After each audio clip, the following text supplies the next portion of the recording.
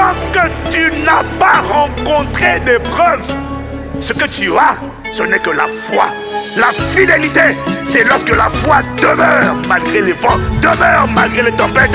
C'est là que la foi devient la fidélité. Je ne lâche pas. Dans notre glorieuse marche avec le Seigneur, il est important de faire de la foi notre priorité, car elle est le socle de la vie chrétienne. Dans cette vidéo, l'apôtre Ivan Castano nous donne plus de lumière là-dessus. Écoutez et soyez bénis. Et quand un bon constructeur, un bon bâtisseur, pendant qu'il construit, ou même quand la maison continue de monter, il doit toujours checker, rappelle-toi, les fondations. Alors j'ai découvert que quand on parle de fondation, on parle également de fondement. C'est la même chose. Voilà. Parce que le fondement, c'est ce sur quoi? C'est le socle de la fondation. Si quelqu'un me suit, il dit Amen. Dans le psaume 11, verset 3, il est écrit: quand les fondements, ou encore les fondations, sont renversés, le juste, que ferait-il? Quand les fondements sont renversés, il n'y a pas d'autre solution que de reconstruire, de colmater, de solidifier, de renforcer les fondements ou les fondations. Sans quoi, tout ce qu'on est en train de construire sera vain. Voilà pourquoi, quand la fenêtre a des fissures, ce n'est pas grave. Mais quand les fondements ou les fondations ont des fissures, c'est très grave. On ne peut plus rien faire. Si ce n'est venir colmater, renforcer, bétonner, solidifier les fondements ou les fondations. Et la conviction que l'Esprit m'a donnée, c'est que nous avons, alors il y a les anciens dans la foi, et puis il y a une vague immense de personnes qui sont en train de donner leur vie à Jésus. Qui sont en train de commencer. Plusieurs ont commencé la marche avec Dieu. Plusieurs ont commencé la marche avec Dieu. Excusez-moi. Mais le défi, c'est que, soit parce qu'ils ont été mal enseignés, soit parce qu'ils ont mal compris les bons enseignements, plusieurs, dès le départ, veulent aller vite dans le faire, le paraître, le obtenir. Alors, on commence, mais dès que les gens commencent, il veut déjà accomplir sa destinée. Il veut déjà se réaliser. Il veut déjà faire des exploits. Il veut déjà impacter. Il est bon d'avoir ce genre de rêve et de cœur. Dis Amen. Mais ce n'est pas ça le fondement sur lequel tu dois construire ta vie avec Dieu. Beaucoup veulent commencer par les œuvres de Christ. Les miracles, les prodiges. J'ai vu des miracles. Moi aussi, je vais faire les miracles. Oui, c'est vrai. Tu peux commencer avec les miracles. Tu peux... Parce que l'onction n'est pas que le produit de ta consécration. Il y a aussi l'onction qui s'obtient, et c'est souvent le cas d'ailleurs, par les associations. En marchant avec Jésus, tu vas faire les miracles de Jésus, mais ça ne veut pas dire que tu as les fondements de Jésus. Et ceux qui n'avaient pas les fondements de Jésus, comme les pierres, comme les... Bon, je dois laisser tomber, son cas est compliqué. Mais Pierre a fait des miracles, mais après Pierre a renié Jésus. Pourquoi? Parce qu'en fait, ses fondations, ses fondements n'étaient pas solides. Est-ce que quelqu'un me suit? Donc, plusieurs veulent accomplir les choses, faire des exploits. Plusieurs veulent obtenir les bénédictions spirituelles, l'héritage. Donc plusieurs veulent accomplir, plusieurs veulent obtenir, mais peu veulent devenir d'abord. Or, rappelez-vous toujours, il faut être avant de faire et il faut faire avant d'avoir. Beaucoup travaillent le faire et le obtenir et le avoir, mais ne travaillent pas le devenir. Alors donc, et ce que je vous dis, c'est ce que je constate, parce que les réseaux sociaux, la génération réseaux sociaux est une génération en danger. Parce que la génération réseaux sociaux est une génération du va-vite, speed. Alors nous, on était la génération micro-ondes. mes générations, réseaux sociaux, intelligence artificielle, ça va tellement vite. Alors on commence et dès le début, on a reçu Jésus, mais on veut tout de suite les finances. On veut percer financièrement, on veut les biens matériels, on veut le mariage, on veut la richesse, on veut la réussite professionnelle, on veut la guérison, on veut la délivrance, on veut les bénédictions, on veut tout de suite, rapidement. Alors du coup, les désirs, les gémissements et les soupirs de beaucoup de chrétiens sont orientés vers les choses secondaires de la vie. Le travail, le mariage, les finances. Oui, c'est vrai, on a des besoins. Mais le problème, c'est que quand tu écoutes la vie de prière,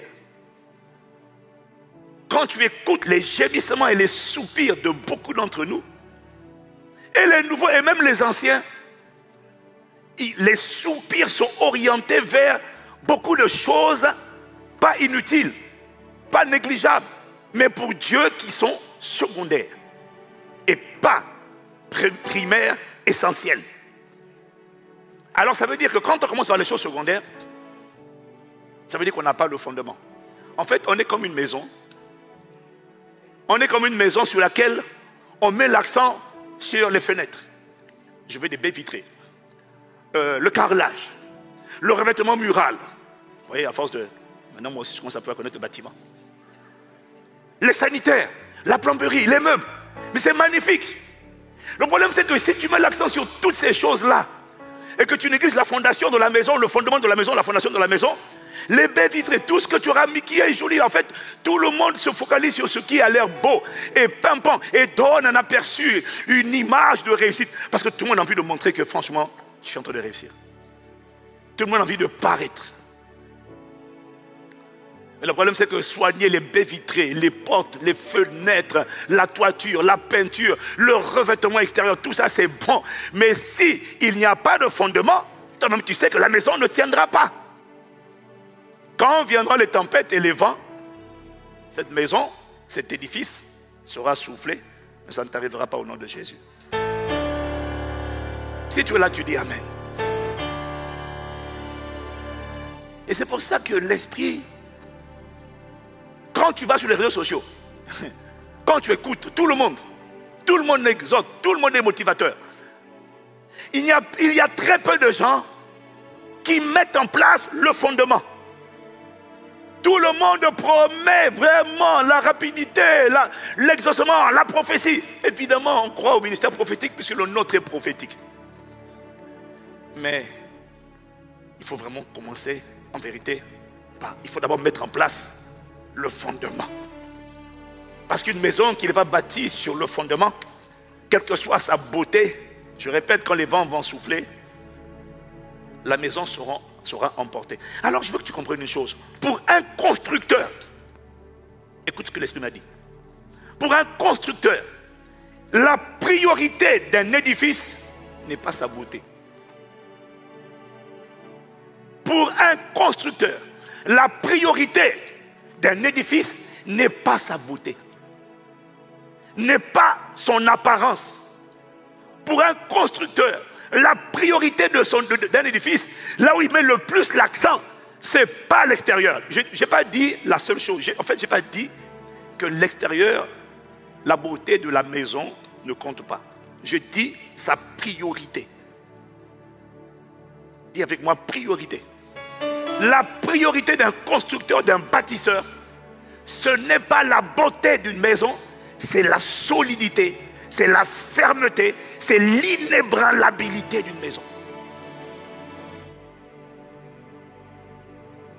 Si tu as compris, tu dis Amen. Pour un constructeur, la priorité sera toujours le fondement ou la fondation. Et Paul nous dit que lorsqu'on construit un édifice avec Dieu, on commence toujours, on place toujours au commencement le fondement ou la fondation. Dans 1 Corinthiens 3, au verset 11, Paul va nous expliquer que le fondement ou la fondation d'un édifice spirituel que Dieu bâtit, c'est toujours le Christ. Car personne ne peut poser un autre fondement. Et le mot grec, je te l'ai mis à l'écran, c'est thémélios. Lis-le à haute voix, thémélios. Paul dit que personne ne peut poser un autre fondement que Christ. Personne ne peut poser un autre fondement que celui qui a été posé, à savoir Jésus-Christ. Si tu es là, tu dis Amen. Dis avec moi thémélios. Alors j'ai regardé pour toi en grec, thémélios, traduit par fondement, en vérité veut dire fondation, commencement, chose principale ou encore première chose. C'est pas que la baie vitrée, le revêtement du mur, la peinture, le carrelage ne sont pas utiles, non. Mais en première chose, en premièrement, quand on construit, on commence d'abord par poser le fondement. Si tu es là, tu dis Amen. Et le fondement que Paul dit de poser, c'est le Christ, ou encore littéralement, je pourrais te dire, c'est de veiller à ce que le Christ soit formé en moi. Le fondement qui devrait poser le fondement de Christ, ça signifie faire en sorte que ma vie, ma marche avec Dieu, mes priorités, mes choses principales, mes soupirs, mes gémissements soient orientés d'abord vers la formation de Christ en moi. C'est-à-dire l'image de Dieu, la nature de Dieu, le caractère de Dieu établi en moi.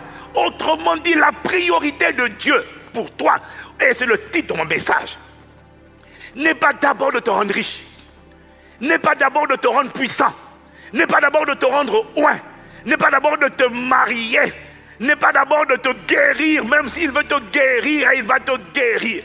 La priorité de Dieu pour toi, c'est d'abord de s'assurer que le Christ soit formé en toi. C'est sa priorité number one, que le Christ soit fondé, soit formé.